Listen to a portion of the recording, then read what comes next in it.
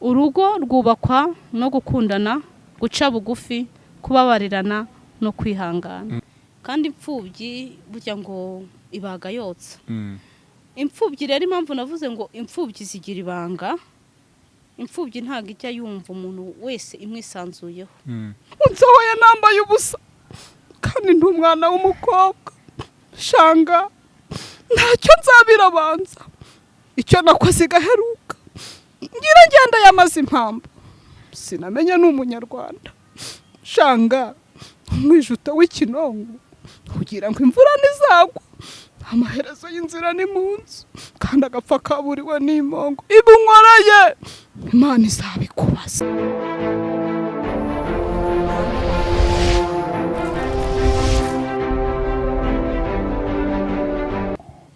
Hello people, nizere ko mumeze neza cyane abadukurikirana ku Rwiza Filime. Tugarutse muri stories zitandukanye, mukurikirana na filime nziza cyane zigenda zica kuri ino channel. Turi kumwe n'umumama tugiye kuba tuganira, uraza kuba umenya byinshi cyane n'impamvu yaduteranyirije ku Rwiza Filime.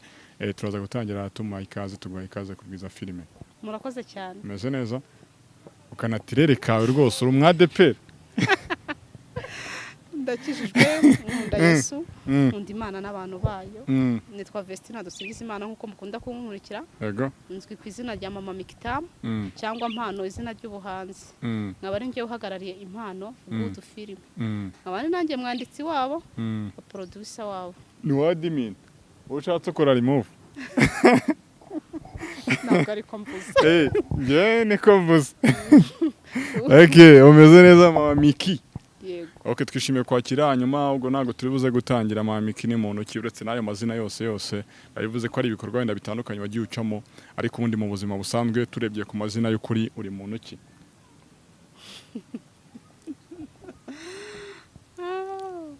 Ndasetse. Nta kintu bitwaye. Dushaka baseka twagira ngo Yego, ni nkuko nabibabwiye, ndi umuhanzi, ndi umutahira, ndi umushumba, Yego. ndi umukeza birori, mvuga imivugo, ndi umwanditsi w'amafilime atandukanye y'inyarwanda. Nkanakina nkaba umwagiteri wayo, nk'abafana banjye nangwa abakiriya banjye bakomeje kunkurikira. Nakoze filime, igihangano cyanjye cya mbere, filime yitwa Imfubyi zigira ibanga. Nasobanuriraga abanyarwanda n'abanyarwandakazi ko hari ibanga ry'imfubyi. Hari ibyo zigira zikavuga, ariko hari n'ibintu burya zibana mu mutima. Impamvu zibana nuko zitajya zizera umuntu wese kubera ibikomere ziba zaranyuzemo.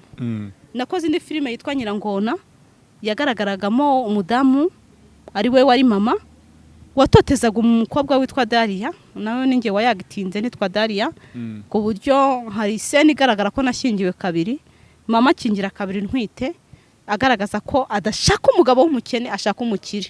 Kandi ibyo ngibyo burya ngo umugani ugana kariho. Nakoze filime yitwa Ibanga ry'Icyaha, harimo umugabo werekanaga ko ari umunyamasengesho ariko aca umugore we inyuma.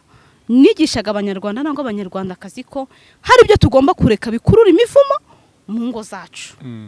Nakoze filime yitwa Uruzitiro rw'Amahwa. Mwakomeje kubimbaza cyane bambwa ati ese wise izina Uruzitiro rw'Amahwa ubusobanura iki?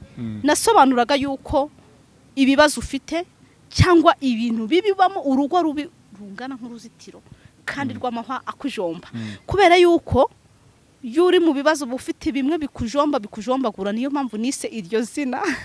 Uyu ni umunsi wo kugira ngo nisobanure uruzitiro rw'amahwa, ibintu bibi byose urimo bingana nk'akazitiro kandi karimo bikujomba.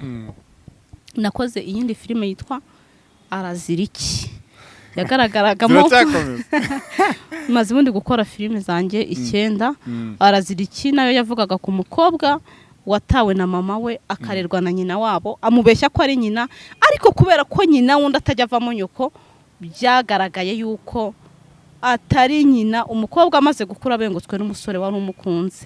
Ni nyinshi turekirangaho. Wenda reka tugende tunyura muri zimwe muzo nibuka muzo wavuze. Iyo vuze ngo Araziriki ni story y'umumama, umuntu yakibaza ngo bamukase bose b'abantu baba ari kimwe. Burya umunyarwanda cyangwa umunyarwandakazi yaravuze ngo ishyari ntimuyaga, kandi amata y'ishyari agiye kuzura burya aracubuka. Kinyarwanda. Umunyarwandakazi. nyine ubwo twagira ngo turebe muri rusange abantu batekereza ko wenda ba mukase b'abantu bose ari kimwe, hari abantu babifata muri iyo sansi. Navuze ni igisubizo natanze wenda bitewe wagitanze mu Kinyarwanda cyinshi wenda abantu badukurikiye badashobora guhita bumva, niyo mpamvu mbigarutseho. Ntabwo ba mukase b'abantu bose bashobora kuba kimwe, ariko burya amata y'ishyara agiye kuzura aracubuka. Naho umwana wundi wamukorera neza, iyo umucyashye yumva ko utari nyina. Yego. Naho nyina wundi nawe yakubaha neza, iyo agukosoye wumva ko atari nyoko. Naho nyina wundi nawe wamukorera neza, iyo ukosheje uravuga ngo nuko ntakubyaye, nuko byubakitse. Nuko byubakitse. Ubwo ngiyo nawe tuyivuye twigire ku mfubyi.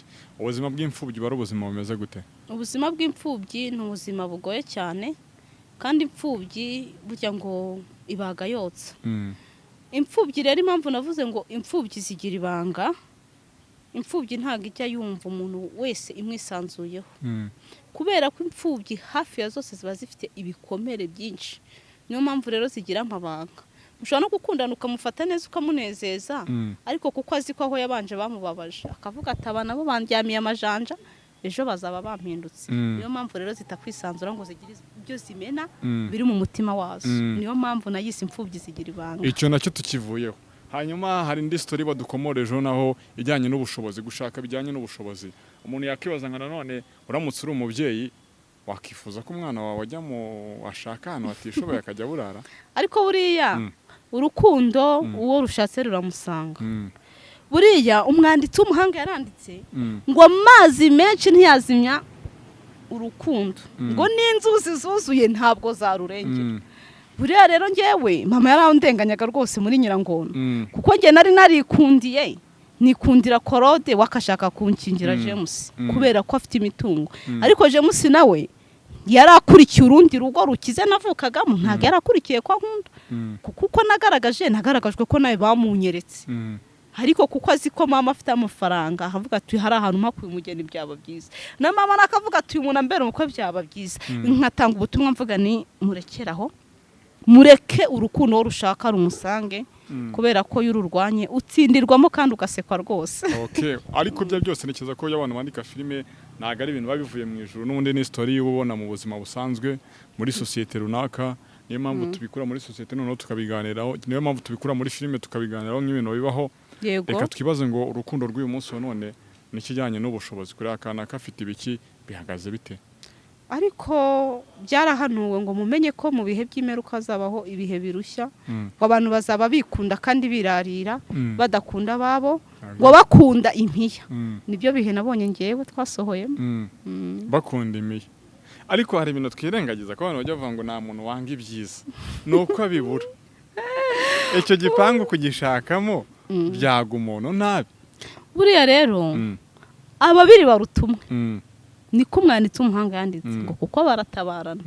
Umuryango wose uhuje, umwe arya bihora, ugashyira hamwe, ibyo ushaka kugeraho wabigeraho. Ahubwo nuko harimo abakobwa hanze aha baba bumva ngo ngewe ndi mwiza, ndi inzobe, nteye neza, nzashaka umugabo w'umukire. Nyamara ubwiza ntabwo burya. Kura amaboko mu mifuka ukore, wanacuruza ukadandaza imineke kandi ukazamuka, hamwe no kubaha Imana, Imana ikabiguheraho umugisha. Ikibi nuko udakora, aho yukoze byose birizana. Nk'umuntu mukuru wenda ukumoshi ku kantu ko kudandaza imineke, reka twibaze ngo urubyiruko rw'uyu munsi n'ubwibone, ibyo bintu biraza kora ko umwari wobo ngo yajya gucuruza imineke. Ngewe natangajwe n'urubyiruko rw'ubu ruba rushaka ngo gutwika, kwambara sexe nziza, kugaragara neza, bigatuma ndetse bujya mu ngeso zitandukanye nyinshi z'ubusambanyi, kugira ngo babone ibyo byiza batwike base nk'amakwa runaka. Nkatanga inama ngira ni nukuri nibarekera aho ngaho, buri muntu wese yige gukora, akura amaboko mu mifuka, bihangira imirimo, kubera yuko ibyiza biraharanirwa, ntago ibyiza wicara ngo byizane. Ntago byizana. Wenda wambwiye muri rusange muri kariyeri yawe filime wagiye ukora, ariko ntago wambwiye ngo uri muntu cyo mvuze ngo uri muntu cyo ubona ngo hari igihe ushobora gukina wenda muri filime uri mama kanaka, kandi mu buzima busanzwe uri umukobwa. Ubwo abantu nibazi niba ufite abana, ufite umugabo, ufite abagabo. Njyewe ndi umudamu, maze imyaka 13 nubatse urugo, mfite umutwaro umwe dukundana, twasezeranye byemewe n'amategeko, ndetse n'imbere y'Imana duhabwa umugisha. turakundana ndubatse mfite n'abana barenze 3. Barenze 3. Ku myaka yawe ingahe? Mfite imyaka yanjye 33. 33. Yego. Ubwo se washatse ufite se nka 20? Nari mfite imyaka 21. 21. Imyaka 13 abantu babana burya bari imyaka myinshi, ni experience ndende. Ubu ngubu simamya ko wenda abenshi bakigeze. Kuri experience yawe wenda umaze ubana n'umugabo kuri imyaka 13, urubyiruko ruradukurikiranye cyangwa se abandi bantu bifuza cyangwa se barimo bategura kubana no kurwubaka, ibanga riba ririhe? Urugo rwubakwa no gukundana, guca bugufi, kubabarirana no kwihangana. Iyo habuze kwihangana ntabwo byose bishoboka, ntabwo mwabana, kubera yuko muba mwarabaye mu miryango itandukanye. Uba ufite imiryango wowe ubwawe wakuriyemo n'imico yayo, n'undi nawe akava mu wundi muryango afite imico yayo, kugira ngo rero iyo mico yose uyihuze uyimanageminge kugira ngo mubashe guhuza nuko muca bugufi. Umwe yakosa ukamwereka ikosa rye agaca bugufi ati n'ukuri niba nakuremereye umbabarire. Rero nkatanga urubyiruko ku badamu nkabaha inama mvuga ni guca bugufi, mbabarira nicyo cyubaka urugo. Umwe yagiye hejuru ndagaca bugufi, murumvikana mugasubira mu buzima busanzwe. Iyo ni inama uhaye ababanye cyangwa se abarimo kurambagizanya? Abari kurambagizanya birakureba kuko ari umuntu aze kurambagiza agendeye kuki? Aje kureba ku kanatirere ka bavuga ati iyo yose uyu nguyu nagakunda ibintu nazamumbye ajya muri saro. Ubwiza n'ubwitonzi kuko uburanga bwo burashukana. Yego. Hano umugore mwiza burya umuntu amuhabwa n'Imana, ariko urugo n'amatungo ubihabwa n'ababyeyi, kuko ababyeyi baguhesheje imigisha imbere y'Imana urayibona. Iyo ushakanye n'umugore akakunanira cyangwa umugabo ntabwo waramuhawe n'Imana? Umwanditsi umwe yaravuze ngo byose ndabyemererwa, ariko ibingirira umumaro ntabwo ari byose. Ntabwo ari byose. Amazina yose witwe muri filime zitandukanye, iryo wakunze niriye cyangwa se iry'abantu bakuziho cyane? Abantu banze ushobora gutuma n'izina ryawe risanzwe abantu baryibagirwa. Impano Emerance. Iryo ryagafashe. Hanyuma muri filime zose wakinnye agace kakunejeje cyangwa nawe ujya ureba ukavuga uti koko aka ngaka nagakinnye neza pe, ko hari igihe umuntu akora ibintu akavuga ati ariko kano noneho nagakoze neza cyane, nakahe niba ukibuka ukadukiniraho gatoya? Akantu numva kakomye ku mutima wanjye ni sene nakinye mu Mfubyi Sigira Ibanga Masenge. Yego. Ansohora mu nzu nkenyeye isuma. Twagiye. Unsohoye nambaye ubusa kandi ndi umwana w'umukobwa, shanga ntacyo nzabirabanza, icyo nakoze gaheruka ngira ngenda yamaze impamba, sinamenye n'umunyarwanda, shanga umwijuto w'ikinongo kugira ngo imvura nizagwa, amaherezo y'inzira ni mu nzu kandi agapfa kaburiwe n'imongo, ibunkoreye Imana izabikubaza. Azuko muri abahanguze kamarira yaraje. Nabonaga amariraje. Bisaba tara, bisaba practice nyinshi kugira ngo nyine ibintu bikina umuntu abone warurise. Bisaba iki? No kubyiyumvamo. Ukumva ko igikorwa ugiye kwinjiramo niba arukurira kandi ukabona ko niba ari agahinda nyine ukahita ujya mu gahinda. Okay, sawa cyane. Mwakoze cyane gukurikirana Ubwiza Filime, reka dusubire mu biganiro byacu bitaha amahoro y'Imana abane namwe.